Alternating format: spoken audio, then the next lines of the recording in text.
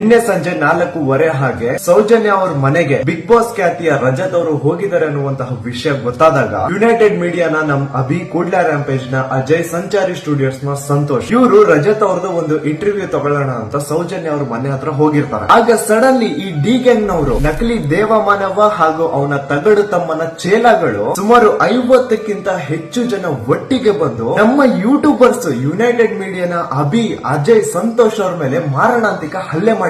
ಪಾಪ ಇವತ್ತು ಅವರು ಹಾಸ್ಪಿಟಲ್ ಅಲ್ಲಿ ಅಡ್ಮಿಟ್ ಆಗಿರುವಂತಹ ಸ್ಥಿತಿ ನೋಡಿದ್ರೆ ಮನ್ಸಿಗೆ ತಡ್ಕೊಳಕ್ ಆಗದೆ ಇರೋಷ್ಟು ನೋವಾಗ್ತಿದೆ. ಅವನು ಅಭಿ ಗುಬ್ಬಚ್ಚಿಯಷ್ಟು ಜೀವ ಒಂದು ಅವನ್ನ 10ರಿಂದ 15 ಜನ ಸೇರ್ಕೊಂಡು ಹೆಂಗ್ ಹೊಡೆದಿದ್ದಾರೆ ಅಂದ್ರೆ ಪೈಪ್ ತಗೊಂಡು ಸುಮಾರು ಸತಿ ತಲೆಗೆ ಹೊಡೆದಿದ್ದಾರೆ, ಕಾಲಲ್ಲಿ ಹಾಕೊಂಡು ತುಳಿದಿದ್ದಾರೆ. ಅವ್ನ್ ಎಷ್ಟೇ ಕೈ ಮುಗಿದ್ರು ಕಾಲ್ ಮುಗಿದ್ರು ಬಿಡದೆ ನೆಲಕ್ಕೆ ಹಾಕಿ ಕಾಲಲ್ಲಿ ತುಳಿದಿದ್ದಾರೆ. ಸೊ ಇಷ್ಟೆಲ್ಲ ಯಾಕೆ, ಈ ಹಲ್ಲೆ ಎಲ್ಲ ಯಾಕಂದ್ರೆ ಈ 3 ಜನ ಸೌಜನ್ಯ ಕೇಸಿಂದ ಹಿಡಿದು ಇವತ್ತಿನ SIT ತನಿಖೆವರೆಗೂ ನಿಷ್ಪಕ್ಷಪಾತವಾಗಿ ವರದಿ ಮಾಡ್ತಾ ಬಂದಿದ್ದಾರೆ. ಆ ತಗಡು ನಕಲಿ ದೇವಮಾನವ ಹಾಗೂ ತಗಡು ತಮ್ಮನ ನಿಜವಾದ ಮುಖವಾಡಗಳು ಆಚೆ ಬರ್ತಿದಾವಲ್ಲ, ಸೊ ಇವತ್ತು ತಾನು ಸಾಕಿರುವಂತಹ ಗುಂಡಗಳು, ತಾನು ಸಾಕಿರುವಂತಹ ಚೇಲಗಳನ್ನ ಅಟ್ಯಾಕ್ ಮಾಡ್ಲಿಕ್ಕೆ ಕಳಿಸಿದಾನೆ. ಇನ್ನು ಆ ಸುವರ್ಣ ನ್ಯೂಸ್ ನ ಬಾಂಡ್ಲಿ ತಲೆ ಅಜಿತ್ ಜೈನ್ ಯೂಟ್ಯೂಬರ್ಸ್ ಮೇಲೆ ಆಗಿರುವಂತಹ ಹಲ್ಲೆನ ತಿರುಗಿಸಿ ಸುವರ್ಣ ನ್ಯೂಸ್ ನ ಪತ್ರಕರ್ತರ ಮೇಲೆ ಹಲ್ಲೆ ಆಗಿದೆ ಅಂತ ಸುಳ್ಳು ಸುದ್ದಿನ ಬೊಗಳ್ತಾ ಇದ್ದಾನೆ.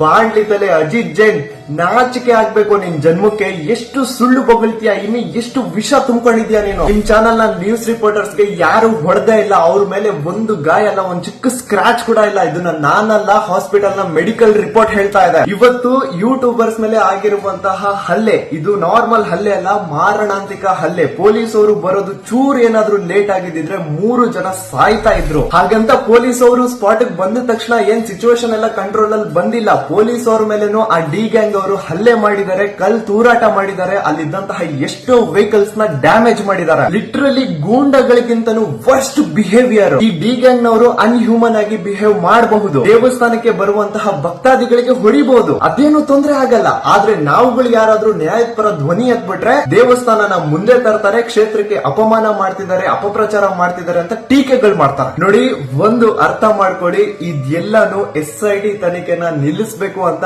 ಆ ನಕಲಿ ದೇವಮಾನವ ಹಾಗೂ ಅವನು ತಗಡು ತಮ್ಮ ನಡೆಸ್ತಿರುವಂತಹ ಪ್ಲಾನಿಂಗ್. SIT ತನಿಖೆ ತುಂಬಾ ಒಳ್ಳೇದಾಗಿ ನಡೀತಾ ಇದೆ, ಸತ್ಯ ಹೊರಗ್ ಬಂದೇ ಬರುತ್ತೆ. ಆ ಸತ್ಯ ಹೊರಗ್ ಬರ್ಬಾರ್ದು ಅಂತ ಈ ನಕಲಿ ದೇವಮಾನವ ಹಾಗೂ ಅವನು ತಗಡು ತಮ್ಮ ಈ ಪ್ಲಾನಿಂಗ್ ನ ನಡೆಸ್ತಾ ಇರೋದು. ಸೊ ಈಗ್ಲಾದ್ರೂ ಜನ ಅರ್ಥ ಮಾಡ್ಕೋಬೇಕು, ಇಲ್ಲಿ ಯಾರು ನ್ಯಾಯದ ಪರ ಇದ್ದಾರೆ, ಯಾರು ಅನ್ಯಾಯದ ಪರ ಇದ್ದಾರೆ ಅಂತ.